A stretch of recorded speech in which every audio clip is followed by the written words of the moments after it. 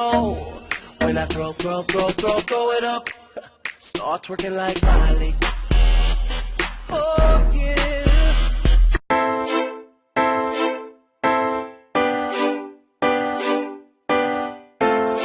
Hey, bir nakarat yazdım. Şöyle.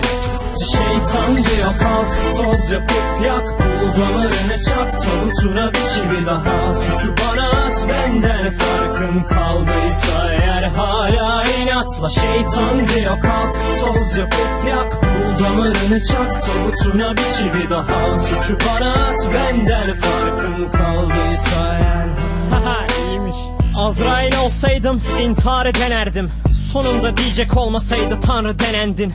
Gelip de çattığında zaman düşüp yalvaran ne kadar çok insan olduğunu inan bilmek istemezdim. Yazdığıma dersiniz hata, her lafım hata, bu 5 kalibre daha. Ama her vakit kolayca der insan vefat mukadderat. Neden diler o halde bu dünyada rüya görmek için 5 dakika daha? Bu yüzden garip sözlerimde ders araman. Çünkü bütün bu isyan, kibir, fitne, kahır, yalan. Bir gerçek var hayatımda, hayatta olmayacak bir sabah annem babam. Tek bir gün geçirme sarılmadan.